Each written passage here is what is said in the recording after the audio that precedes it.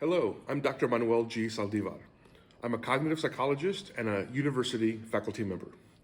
This video is one in a series associated with a textbook by Jeffrey Levy entitled Psychology, the Science of Human Potential. This is a free open source textbook that's available for anyone to use. A link to this textbook can be found below this video in the description box. The purpose of this video is not to cover every single point in the textbook. Rather, it's meant to give students an overview of the contents and the big ideas, the main themes of every particular chapter. So let's get started.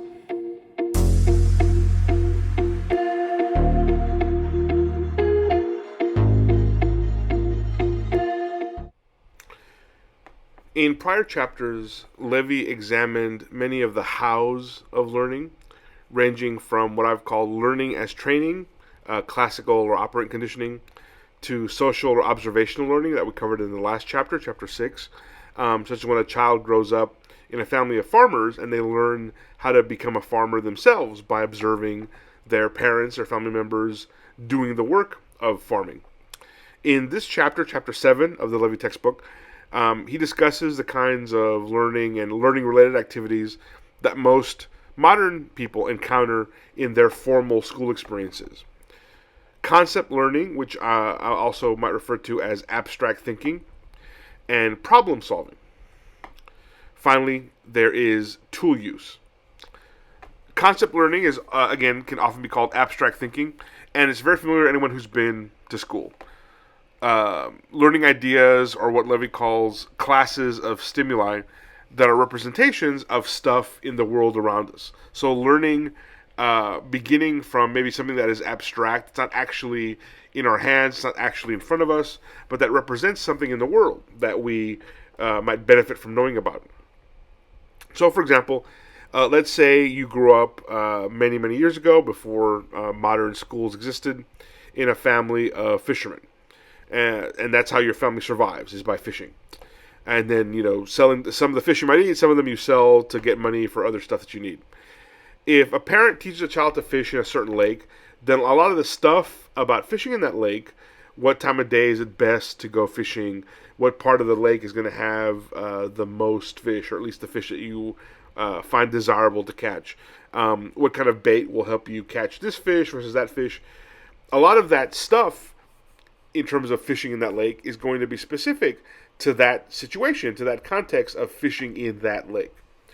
In contrast, and here again we get to the idea of abstract thinking, once you learn that the radius of a circle is half of its diameter, then you should understand that every circle in the universe, every circle in the world is going to have a radius that is equal to half of its diameter. Because there's this class of thing that exists called circles, and every circle, whether that circle is drawn on a piece of paper in your math class or that circle is something that exists in nature, all circles have certain characteristics, and they're going to be shared by every circle that exists because it is a circle. Problem solving is the application of conceptual or abstract knowledge to solve problems in the real world. So suppose you're an architect, you learn the properties of circles in a classroom. You learn, for example, that, as I said, the radius of a circle is half its diameter. But as an architect, you make your living by designing buildings, by helping engineers think about how to construct buildings. So you can apply that abstract knowledge of circles or characteristics of circles to solve problems in your field, to solve architectural problems. How can my knowledge of circles help me build this building versus that building? Another aspect of life, especially in terms of modern life, is tool use. And this is key to sort of modern learning and really just modern human survival. Although other animals have been observed to use stuff from their environment to help them survive, chimpanzees, for example, have been observed using twigs, sticks, long, stiff pieces of grass. They'll poke them into a termite mound and then pull the stick out, and it's often covered with termites that are swarming this stick that's invaded their termite nest. And chimpanzees like to eat termites. So they'll put a stick in a termite mound, and that is a tool they're using, the stick, in order to accomplish something, feeding themselves, by putting the stick in a termite mound, pulling it out, and there you've got some termites to snack on.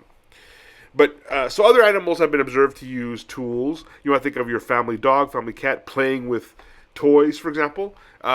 We may not think of that as tool use per se, but they're using something from the environment to entertain themselves. So in that sense, it's tool use. But human beings, compared to other living creatures, other species, we seem to really have specialized in creating tools to help us solve problems and survive in the world. You may not know a certain kind of math, but if you need to do your taxes, and there are some mathematical equations related to doing your income taxes, using tax software can help you do your taxes, and it saves you having to do a lot of math on your own, because the software will just ask you questions about your income or whatever, and then do the calculations behind the scene, and then spit out your tax return.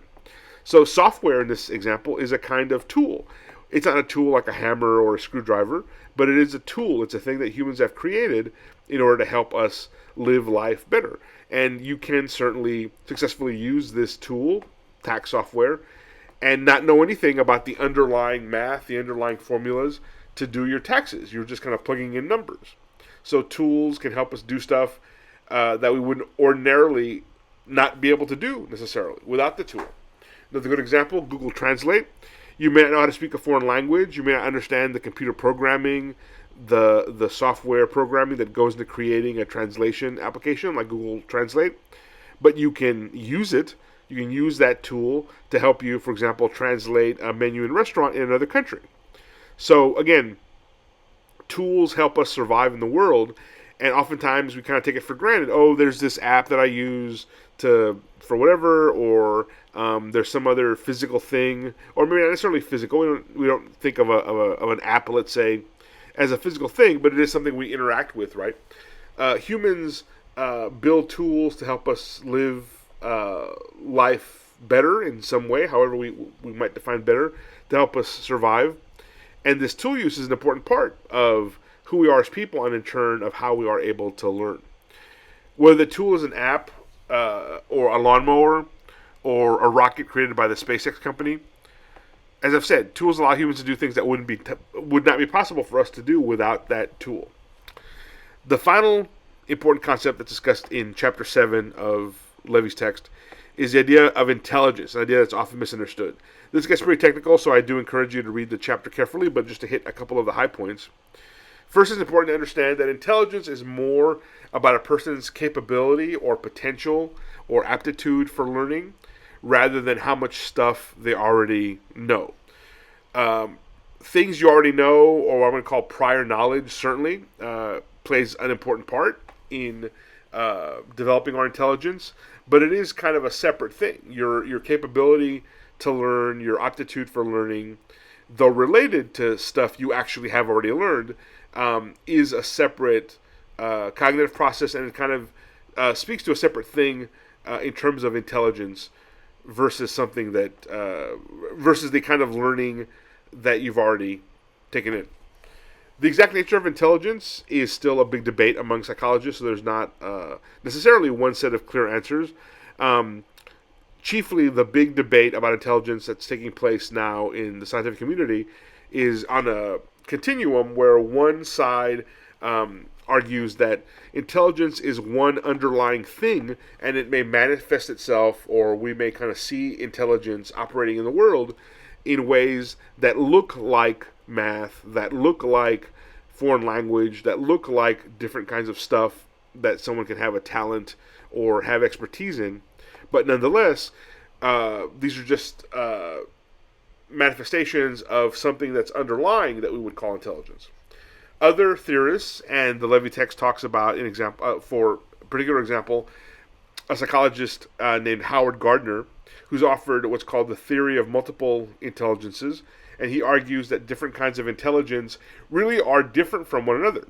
And it's not necessarily a matter of one intelligence being better or worse, but in some situations, in some settings, in some contexts, certain kinds of intelligence may be more advantageous for us to have if we have strong intelligence in that area than others.